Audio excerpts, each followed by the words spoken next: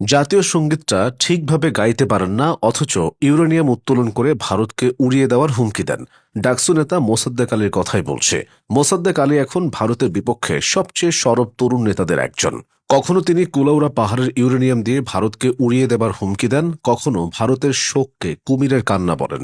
এর আগে হাদির মৃত্যুর পর মোসাদ্দেক ঢাকায় অবস্থিত ভারতীয় হাইকমিশন ভবনের এক একটা ইট খুলে নেওয়ার হুমকি দিয়েছিলেন। খালেদা জিয়ার প্রাণহানির পরও তিনি থেমে থাকেননি। ফেসবুকে দেওয়া এক পোস্টে মোসাদ্দেক লিখেছেন, বেগম খালেদা জিয়ার জন্ম ও লড়াই ছিল ভারতের আধিপত্যবাদ ও আগ্রাসনের বিরুদ্ধে। ভারতের মদদেই হাসিনা তাকে স্লো পয়জনিং এর মাধ্যমে হত্যা করেছে, দীর্ঘদিন জেলবন্দি রেখে শারীরিক মানসিক নির্যাতন করেছে। মোসাদ্দেক আরও লিখেছেন, ভারতের পররাষ্ট্রমন্ত্রী জয়শঙ্করের কাছ থেকে শোকবার্তা গ্রহণ বেগম খালেদা জিয়ার আদর্শ ও সম্মানের প্রতি আঘাত। ভারতের শোকবার্তা নামক কুমিরের কান্না রাষ্ট্রীয়ভাবে প্রত্যাখ্যান করার দাবি জানাচ্ছে।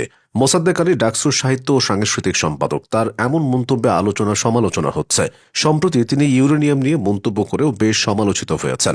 সিলেট বিভাগের মৌলভীবাজার জেলার কুলাউড়া পাহাড়ে নাকি এত ইউরেনিয়াম রয়েছে যা উত্তোলন করলে ভারতকে অসংখ্যবার উড়িয়ে দেওয়া সম্ভব, এমন দাবি করেন তিনি। একটি অনুষ্ঠানে বক্তব্য দেওয়ার সময় মোসাদ্দেক বলেন, গত কয়েকদিন ধরে বাংলাদেশের সার্বভৌমত্ব নিয়ে সবচেয়ে বেশি হুমকি আসছে ভারত থেকে। তারা কথায় কথায় বলছে যে আমাদের পারমাণবিক দিয়ে উড়িয়ে দেবে, কিন্তু তারা জানে না বাংলাদেশের কুলাউড়া পাহাড়ে যে পরিমাণ ইউরেনিয়াম রয়েছে সেটা যদি আমরা উত্তোলন করতে পারি ভারতকে অসংখ্যবার ধ্বংস করে দেওয়া সম্ভব।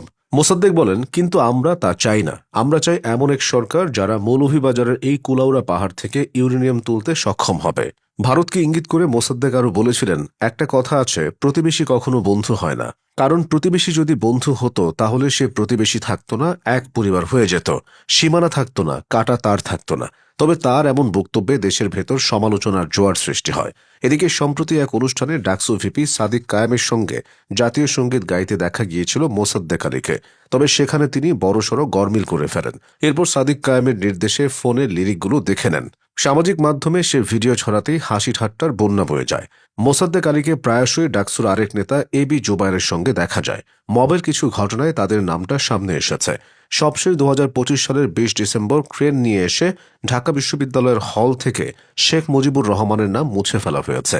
একই সঙ্গে হলের ভেতরে মূল ভবনে থাকা শেখ মুজিবুর রহমানের দুটি গ্রাফিতিও রং দিয়ে মুছে ফেলেছেন শিক্ষার্থীরা। প্রথমে বিশ্ববিদ্যালয়ের কেন্দ্রীয় ছাত্র সংসদ ডাকসুর সাংস্কৃতিক বিষয়ক সম্পাদক মোসাদ্দেক আলী শেখ মুজিব হলের নাম মুছে দেওয়ার ঘোষণা দেন। মোসাদ্দেক আলী গত বছর ডাকসু নির্বাচনে সাহিত্য ও সাংস্কৃতিক সম্পাদক পদে 7,782 ভোট পেয়ে জয়ী হন। তিনি অতীতে বৈষম্য বিরোধী ছাত্র আন্দোলনে যুক্ত ছিলেন, যেখানে 158 সদস্য বিশিষ্ট অভ্যুত্থানকালীন কেন্দ্রীয় সমন্বয় কমিটি করা হয়েছিল। এই আন্দোলনের মধ্য দিয়ে মোসাদ্দেক আলী উঠে আসেন নতুন ছাত্র রাজনীতির মুখ হিসেবে। পরে তিনি কাজ করেছেন জুলাই ঐক্য নামক বিকল্প ছাত্র জোটের সংগঠক হিসেবে, যা ছাত্র রাজনীতিতে দখলদারিত্ব, সহিংসতা ও দলীয়করণের বিরুদ্ধে নতুন এক ভাষ্য তুলে ধরছে। মোসাদ্দেক আলী ছাত্রদের নিয়ে কাজ করতে গিয়ে অনেকবার হুমকি ধামকি পেয়েছেন। ছাত্রলীগের নিষিদ্ধ ও সহিংস কর্মকাণ্ডের বিরুদ্ধে অবস্থান নেওয়ার কারণেই তাকে একাধিকবার হুমকি দেওয়া হয়েছে। তবে তিনি থেমে যাননি, যদিও সাম্প্রতিক মব ও বেফাঁস মন্তব্যে তার সমালোচনাটাই সবচেয়ে বেশি হচ্ছে।